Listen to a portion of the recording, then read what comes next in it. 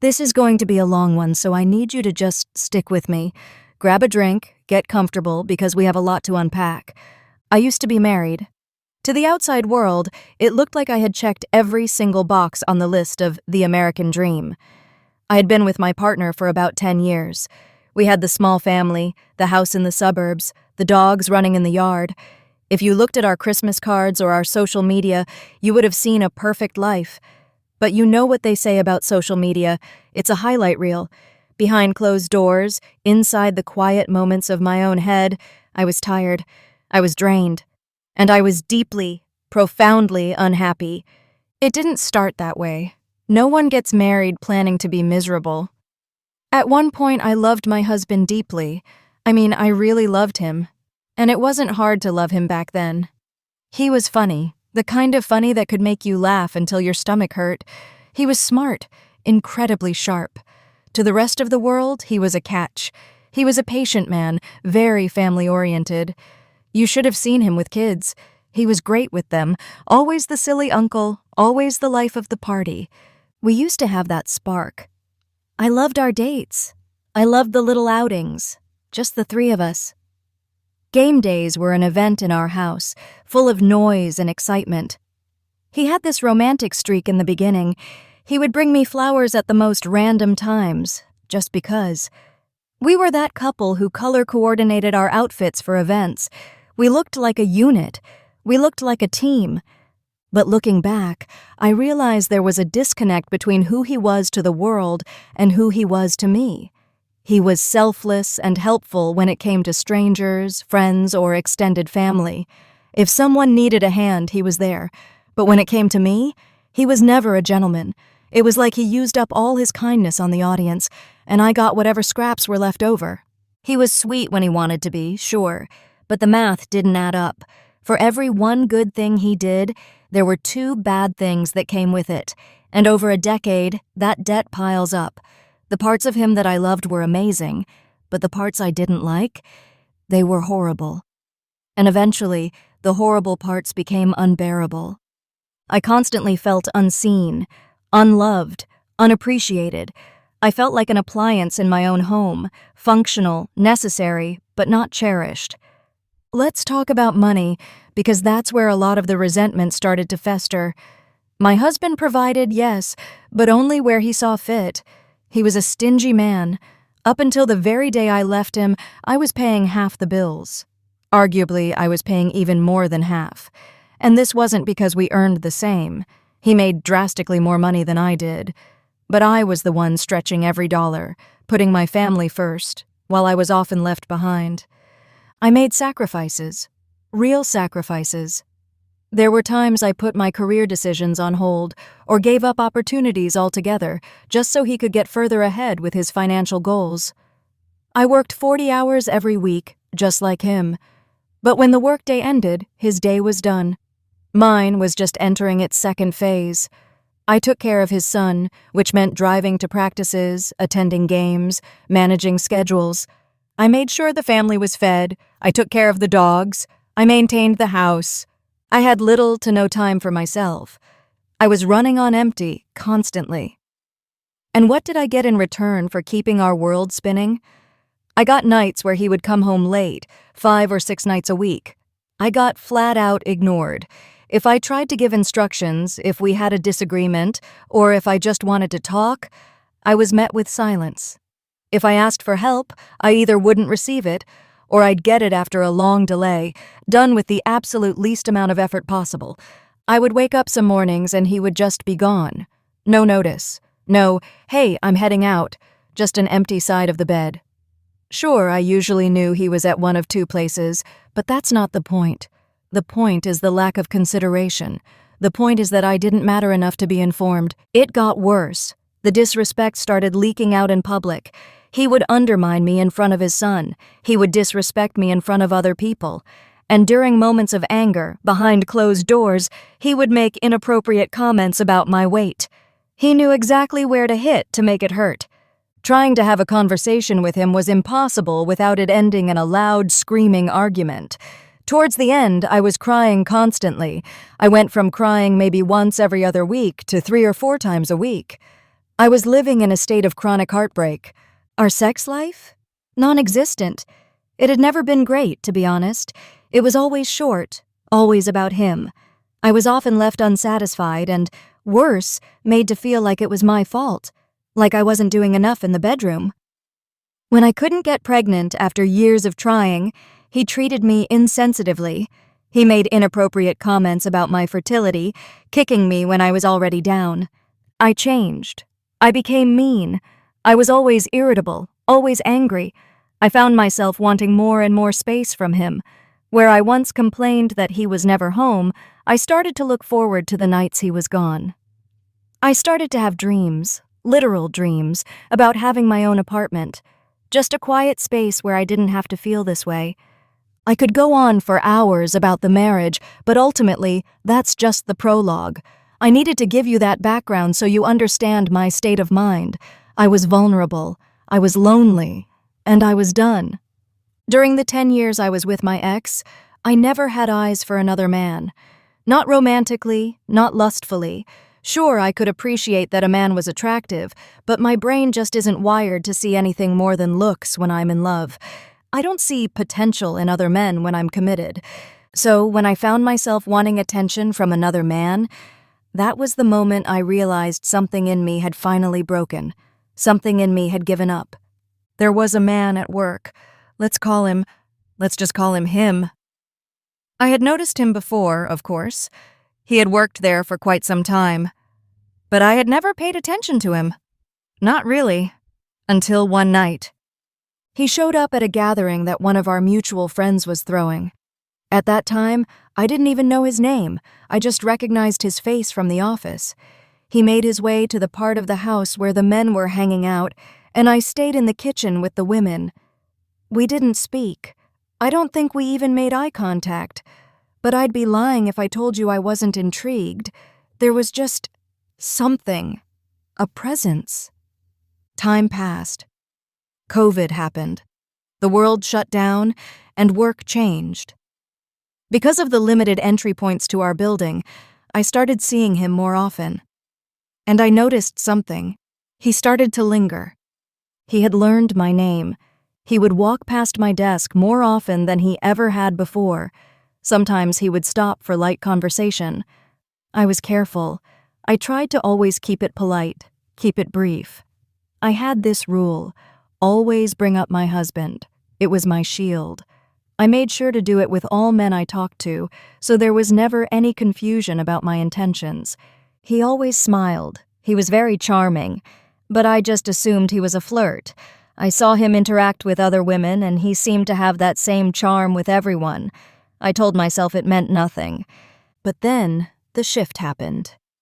I started to not want the conversations to be brief.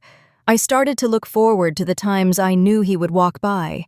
I felt a pang of disappointment on the days he didn't. I was fighting it internally for days, wrestling with my conscience. And then, one day, I did something I knew I shouldn't have done. It started small, a compliment, then a confession. I admitted to him that I was struggling to keep things professional because I was attracted to him. That opened the floodgates. Social media handles were exchanged, then cell numbers. And eventually, I crossed the line. I cheated on my husband. I slept with him. After it happened, I waited for the guilt to crush me. I expected to feel devastated, but I didn't feel sad. I was more disappointed in myself for not going to my husband first and ending things the right way. But deep down, I knew it wouldn't have done any good. My marriage was beyond saving. The affair wasn't the cause of death for my marriage. It was just the final nail in the coffin. I want to be clear here. I'm not saying that's a valid excuse. It's not. There is no excuse for cheating. Ever. I own that. I carry that. I didn't hide it for long. Not even a full week passed before I admitted everything to my husband. At first, he shocked me. He really wanted to try and work on things. He wanted to fix it. But I was gone. I was checked out. Things got ugly really fast, the way they do when 10 years of resentment finally explodes. I left. I got my own place before the divorce was even filed. I stayed with my mom for a short time while I found an apartment. During that chaotic transition, I remained friends with the man I had the affair with. I tried to set boundaries. I made it clear to him, yes, I have feelings for you, but I am not leaving my husband for you. I am leaving for me. I need to find my own way. I even offered to just be friends with benefits. I didn't want a relationship. I wanted freedom. But he started telling me he loved me. And eventually, because I was starved for affection, I started saying it back. Because I felt it. I knew things were moving too fast. I tried to pump the brakes. But the more I tried to slow down, the harder he pulled me in. He was everything my husband wasn't. He was considerate. He was a gentleman. He handled me gently, like I was something precious. He knew how to lead without making me feel small. He made me feel like my opinions mattered, like I mattered. We could hold intellectual conversations. He was vulnerable with me. When I cried, and I cried a lot during that separation, he kissed away my tears. I left my marriage broken, and he started to heal those parts of me. He made me feel seen again. But then, the pattern started. One weekend, he became distant, just a little cold. Then the following week, more distant. I called him out on it. We talked, he apologized, and things got better. But not for long. One night, we had a heavy conversation on the phone. It led us both to tears. We decided that we needed some time apart to stick to the boundaries we had originally set. See, he was single when I met him, but he hadn't been single for long. He had just gotten out of a relationship, and before that, he was married. He told me he wanted to be single for a while because he had a habit of hopping from one relationship to the next. He wanted to experience freedom, or at least that's what he told me. He said something to me then that sticks with me now. He said, "At the rate we are going, I would want to marry you the second your divorce is final." Looking back, I can roll my eyes at that blatant manipulation, but at the time, I drank it up. So, we agreed to fall back, give each other space. But we agreed to check in, a phone call at least twice a week. He even offered to let me keep his dog sometimes. I had bonded closely with his dog since I had to leave my 4 dogs behind when I separated from my husband. So, imagine my confusion when days went by. Messages left unread, calls not answered. The silence was deafening. Finally, after I forced a conversation, he admitted it. He had started seeing someone he had previously tried to convince me was just a friend. I was crushed. The thoughts I had worked so hard to keep at bay. What have I done with my life? I threw everything away for this? Started to creep in. I worked damn hard for months to keep those thoughts away. It was hard, but I did the work. I started to heal on my own. I was getting over him. I started to have days where my mind wasn't clouded by him. I felt a touch of peace. But unfortunately, that is not where this story ends. About 3 or 4 months went by. I started to notice that I would see him a little more at work. He was no longer hiding. He wasn't avoiding me. We started to say hello, just a few words, passing in the hallway. Then, one day he stopped me. He asked me something along the lines of, "Should I stop speaking to you altogether? Does it bother you?" I remember my answer clearly. I stood tall and said, "I feel like it's best if you stop, so that I can continue to move on." I thought that was it. But later that evening, before we left work, he came to my desk. He asked if we could talk for a minute. I agreed. He asked if we could catch up over lunch one day. And like a fool, I agreed. At lunch, he poured his heart out. He told me all about his failed relationship with the girl he had left me for. He told me they had moved in together but were now staying in separate rooms because they had broken up. He told me horror stories about her, and he apologized. He overly apologized for the way he treated me. That lunch date lasted for 4 hours. We walked away from that lunch as just friends. But I made one thing very clear to him. I looked him in the eye and said, "If you have any plans on disappearing again, I want nothing to do with you." He assured me, promised me, that he was in a different position now. He said if nothing else, he would always remain my friend. He would never leave like that again. He has a way with words. He can express emotions so beautifully that you believe anything coming out of his mouth. We became close instantly. For the next 8 or 9 months, not a day went by where we didn't see or speak to each other. I ended up needing a new car, and he helped me through that, driving me to and from work until I secured it. We were inseparable. When we reconnected, he was technically still living with the ex-girlfriend because they had leased a house together. I set a hard boundary there. I told him, I cannot help you through that. You got yourself into that situation, you need to get yourself out of it. And he did. He moved all his things out and into a friend's house until his new place was ready. But here's the thing, he rarely stayed at that friend's house. He was with me most nights during that transition. I never asked him to stay, but I never turned him away either. I even kept his dog for a few months. That dog, I loved that dog. I even got injured once walking him. He chased after another dog and snatched me down a flight of stairs. But I didn't care. I was committed to helping him, but I started to notice things, little things that didn't sit right. It felt like our relationship wasn't progressing. We were stagnant. We were sneaking around. Not a lot of people knew we were romantically together. They thought we were just friends. He expressed to me that he was feeling drained, homeless almost, bouncing between places.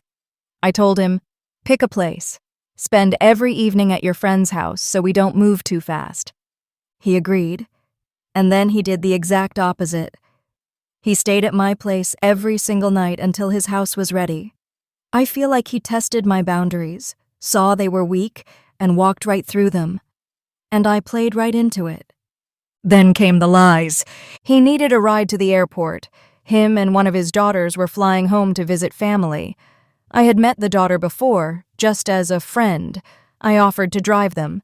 At the last minute, he changed his mind. He decided to Uber. When I asked why, he said he didn't want to inconvenience me. But weeks later, when it came up again, he changed the story. He said it was because I had hurt myself falling down the stairs and he wanted me to rest. But he forgot his own timeline. I didn't fall down the stairs until after they were away. My assumption? He didn't want his daughter to see how close we actually were. He was managing his image. The entire time we were dating, no one on his side knew of me. Not his friends, not his family, not his kids.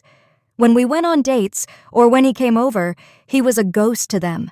If I was at his place, he wouldn't accept calls unless it was family, and even then, he wouldn't mention he had company. When I called him out on it, he had a ready-made excuse. I'm not ready. After everything I went through with my last relationships, I need time. In the beginning, it sounded reasonable, but after months, it started to sound like an excuse to keep me hidden. It was unsettling. I could feel my mental health slipping again. So, I decided to take control. I decided to become abstinent. We had talked about it before for religious and personal reasons, but I knew, by making this decision, I was forcing his hand. I was either going to lose him, or he was going to step up and be with me properly. I didn't think a full week went past before he confessed. He had slept with someone else. I was crushed. Again. But somehow we agreed to work through it. We agreed to try and be friends. That night, through text, he asked me to marry him. He said, let's get married in a year if we are both still single. He was trying to make it seem like what he had with the other woman wasn't serious. He was trying to love-bomb me back into submission. I pulled back. I didn't talk to him as much for the next few days, and then he flipped the switch. He started acting very different. We had a routine. We talked all day, every day. Now, conversations were short. Delayed. We used to fall asleep on the phone together every night. That was his suggestion originally. That stopped completely. Then the call came. My cousin called me. She worked at the same company as us. She told me, I just saw him at lunch. He was with a woman, and I saw them kiss. That broke me. He had confessed to sleeping with someone, yes, but he never told me it was serious. He never told me it was ongoing. He made it seem like a mistake, a one-time slip-up. I met with him that day. I looked him in the face and told him what my cousin saw. He admitted it. He started crying, crocodile tears. I told him we were no longer friends. I told him I wanted nothing to do with him ever again. I told him I had lost all respect for him, not just for the cheating, but because he did it in front of my family. He knew my cousin worked there. He knew she knew him, and he didn't care. I took a big risk giving him a second chance, and he ruined it by doing the exact same thing all over again. Except this time, it was worse. We had been through so much more. We were deeper in. For the next couple of days after the kiss incident, we still texted. I had questions. I needed answers. He kept apologizing, but he wouldn't answer the direct questions. Is she your girlfriend? No answer. Do you love her? No answer. Just vague deflection. To make matters worse, the girl he was seeing, she worked with us too. She had only been there for 3 months, but she had a bad reputation. She wasn't a nice person. And now, she started going out of her way to cross paths with me. Never speaking, just making sure I saw her. Marking her territory. On about day 4 or 5 after the kiss, I tried to send him a text. It didn't go through. I was blocked. I checked my socials. He hadn't blocked me there, but he had removed me as a follower or unfollowed me. He was scrubbing me from his life. Before that moment, I still didn't know how serious it was between them. He never said they were in a relationship. He just said he was figuring things out and that there was another person's feelings he had to consider. Like he was a victim of circumstance, not the architect of this mess. After I realized I was blocked, I never tried to reach out to him again. I had a shred of dignity left, and I held on to it. Fast forward about a month, I was on TikTok and Instagram. I noticed something strange. On our old message threads, it said, "User not found." I only noticed it because I don't message many people, so our thread was still near the top. He had deleted his accounts. The very next day at work, someone came up to me. They dropped the bomb. "Did you hear? He got married over the weekend." I became physically sick. My stomach turned. The room spun. Married? It had been a month. 1 month since the kiss. He had deleted all his socials. He changed his number. He even started hiding at work. Most people didn't even know he was in the building. He was ghosting his entire previous life. I hit rock bottom. I could barely eat. I couldn't sleep for days at a time. For the next couple of months, I was a zombie. I cried every single night for a month straight. My hair started thinning from the stress. I lost 10 pounds in the first 2 weeks just from the nausea of heartbreak. Those feelings from my marriage, the unworthiness, the pain, crept back in. But this time, it was accompanied by a deafening silence. I felt like I was slowly going insane. I didn't know how to pull myself out of it. But eventually, slowly, the fog began to lift.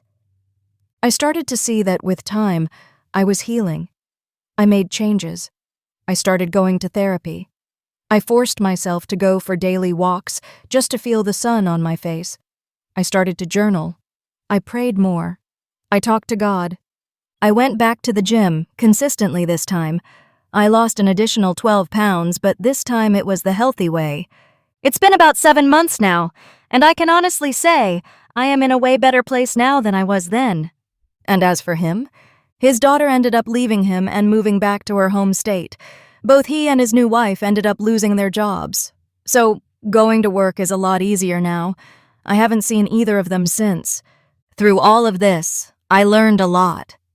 And if you take anything from my story, take this. Always believe what people show you. Pay close attention to what they say. He used to tell me, "I don't deserve you." I used to think he was being modest or insecure, and I pitied him. I wanted to build him up. Now I see he was just being honest. He didn't deserve me. He was warning me. If you have a boundary, stand on it. If they respect you, they'll respect your boundaries. If they cross them, they don't respect you. It's that simple. Love bombing is real. It is a drug. People will use it to get you exactly where they want you, without ever having to fully commit to you. And always weigh your options. The grass is not always greener on the other side. If your grass isn't completely dead, just water it. It will grow. Karma is real. I got mine. I cheated on my husband and I paid the price in tears and heartbreak. And that man, he got his too. Don't be too hard on yourself for making mistakes. We all make them. The best lessons, the ones that stick, always come from the hardest falls. And finally, time does heal. But only if you do the work. Don't sit in the sadness for too long. Feel it. Grieve it. Understand it. Accept it. And then get up and move on. All of this happened over the course of 2 years.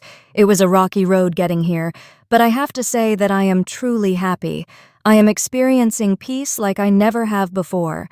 I don't have children, so I have my freedom. I have a nice place in a nice area of the city. I have a beautiful dog. I have wonderful friends who saved my life when I needed it the most. Although I've been through so much emotionally, I do still believe in love. I pray that I find it again one day, but I'm not chasing it. I'm not focused on dating anyone. I'm just taking life one day at a time. If love comes, great. But if it doesn't, that's okay too. I'm enough. Thanks for listening.